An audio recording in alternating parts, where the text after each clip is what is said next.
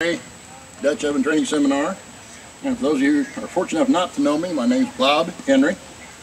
I've been doing this for about 7 years now, and I've had a real good time and a lot of good meals out of these little black pots. And I've learned it the hard way with a lot of black bottom bread and a lot of burnt casseroles, and I kind of want to pass along the things that actually work to help you to be a better cook right out of the box.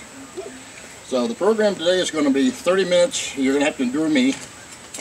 At the end of that 30 minutes, we're going to open up the floor for questions and answers. I need a volunteer to pass out some homework. Oh no, some cheat sheets. And pick a pencil with every one of them. Everybody wants one, raise a hand, we'll get them to you. And just give them a pencil for take notes. What we're going to do is, you've got the question and answer. You got the primer there. Turn it over. If you've got any questions, put them on the back. Hold on to them until we get to the end of the 30 minutes. And we'll open up the floor and we'll have anything that I muddled through and didn't make clear, clarified hopefully, or we'll find somebody who knows something. And if not, just use it for your own personal notes for things you might think were worthwhile. And hang on to it. It's a nice little primer. It's not exactly what I'm going to be talking about today, but the basics of it are very similar, and I liked it. I found a website called Papa Dutch. It's Byron's Cast Iron Cooking or something to that effect on the website, but it's a real good resource for a lot of things that we're not going to cover today. We're not going to be a cooking show. I'm not going to spend 30 minutes up here trying to bake something you don't want to have.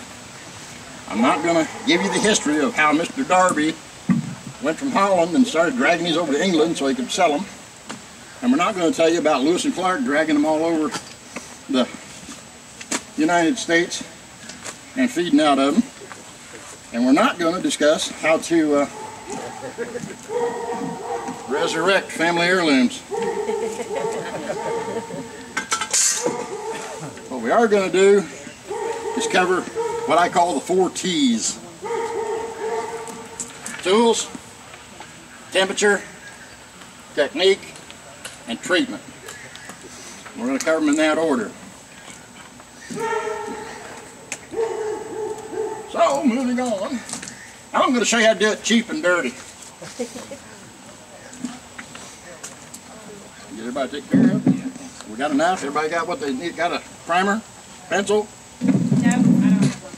Well, what are we going to do with it?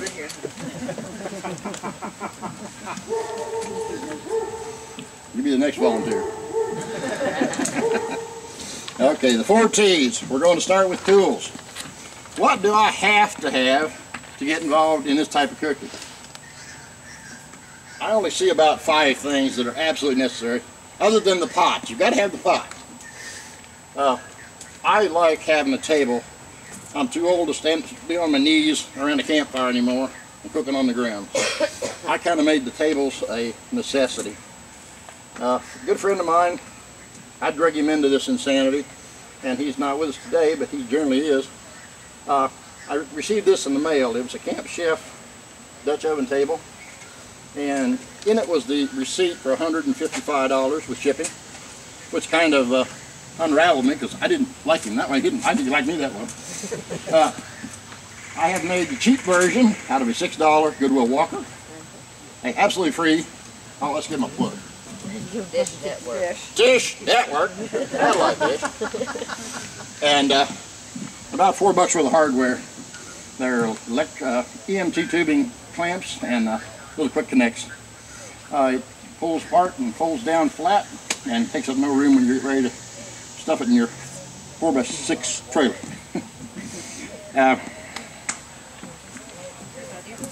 Chimney.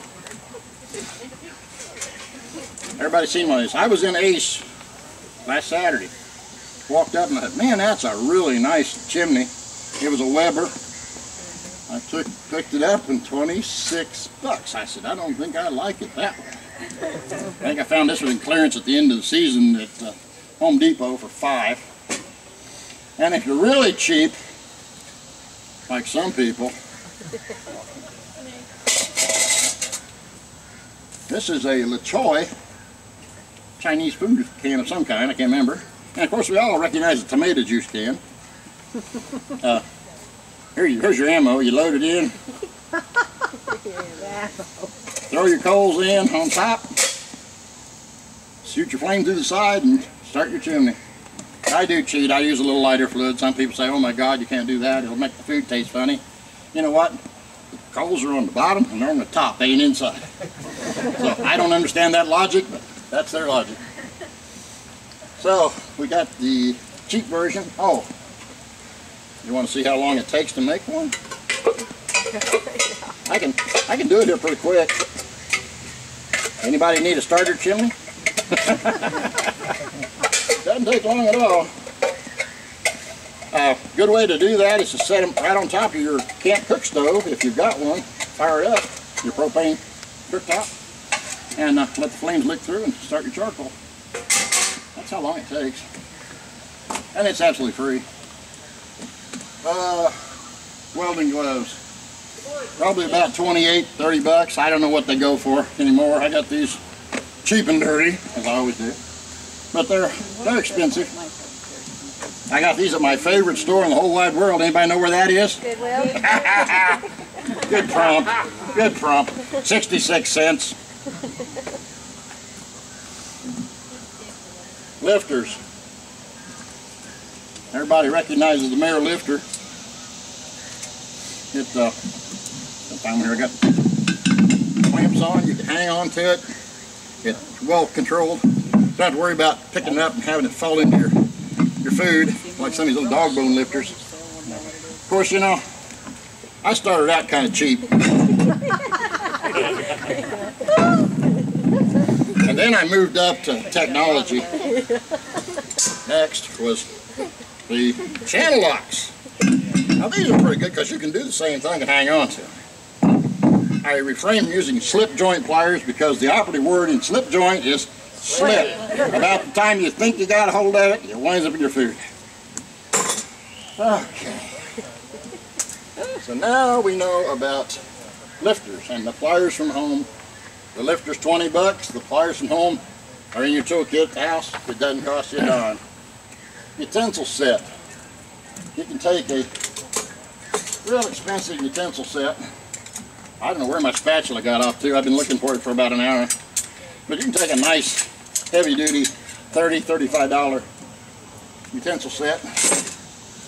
Or you can go to my favorite store, Goodwill. and pick up these for, I think they're 49 cents in the junk box. Great for moving the coals around. I've been playing with them all morning, so we just got done with biscuits and gravy over Billy Maria's. Oh, we got the Goodwill. Yeah, we got the Goodwill. Keep going. And coal shovel. You can find the little ash shovels at hardware stores, farm stores. They're about $5, $6 bucks. My neighbor was done with the yard sale and she was throwing things out. And I said, Becky, if you're throwing that away, I want it. So there's my coal shovel. I do a lot of cooking with the actual hardwood coals, so I'll just take it out right out of the campfire and pile it on. But you can spend $5 or $6 bucks, or you can find one of these for free. If you find the whole fireplace set, you've got your little broom, you've got your log tongs, you've got your shovel, and you've got a poker you can play around the fire with. I picked up one for $3 somewhere long ago. Okay, lid holder. Lodge makes a neat little dog bone fold-out lid holder that works real well to support your lid while you're checking on your product. It works out pretty well, but I use this because when you grab hold of that hot lid and you want a place to rest it, it's there for you. It works out real well because occasionally you wind up with one of these legless wonders. You know what you do with it? You put your coals down, put your trivet down, put your new pot down that has artificial limbs. A round dome lid. How you gonna keep the coals on there? somewhere I forgot my log chain, but if you take about this much log chain and you run around in a circle, it'll hold your coals right in place.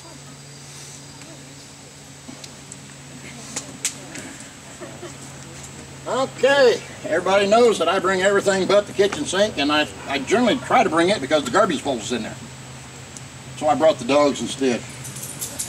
Eddie, get over here. Let's start back at the top. We got a little redundancy here because I'm going to go through the whole list. We already hit on the gloves. We already hit on the lifter, and the shovel, and the tongs, the 5 important ones, and the chimney, and of course your Dutch oven table, which I consider a must.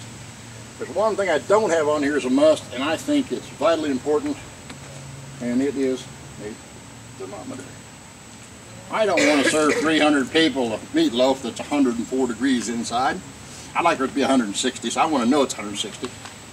And we have the Department of Health here to make sure that it happens. Whitney happens to work for them.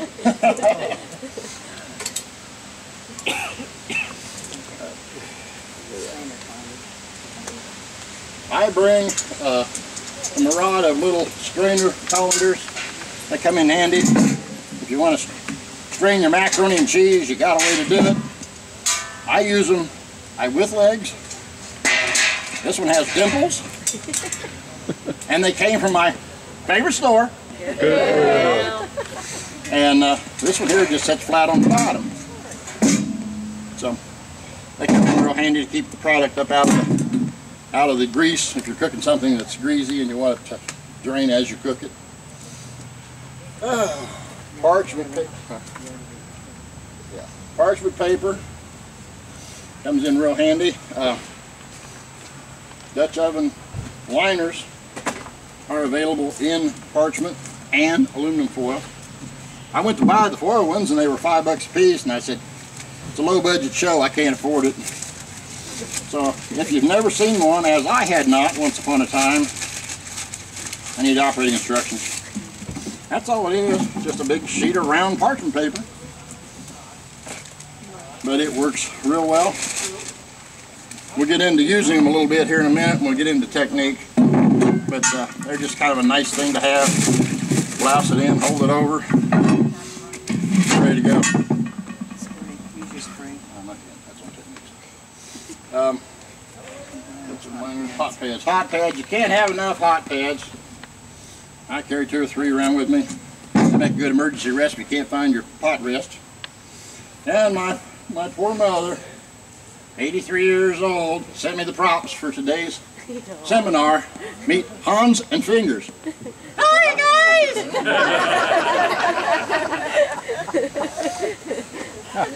So now I've got more hot pads.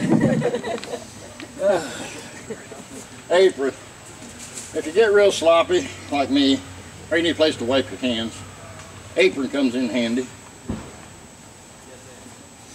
I don't want one with pockets though, I gotta have a place to put everything. These aren't necessary, these are just nice luxuries that come in handy. Scissors. Sounds crazy, but if you're cutting parchment and you want to cut circles in it to go ahead and line the bottom of your pan, no better tool. Got a scissor. And they come in good with, and they come in good for cooking as well. You get the cooking scissors.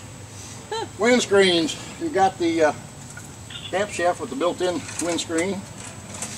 And we have the good old-fashioned Department of Transportation bottle that will surround your pot and keep the wind off your food, off the pot so you can cook. Yes, it is. Little whisk broom comes in handy once in a while if you're wanting to get the excess away so you can get to the product without having to worry about losing it. I don't use one much because with the lid lifter I'm a little more careful to make sure it gets put somewhere.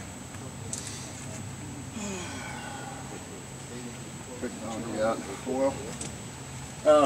We hit on the foil, but it comes in handy for everything. Hobo sandwiches, hobo pies, a little bit of hamburger, a few potatoes, and a chunk of onion. Seal them up, put in your favorite beverage, and seal them up.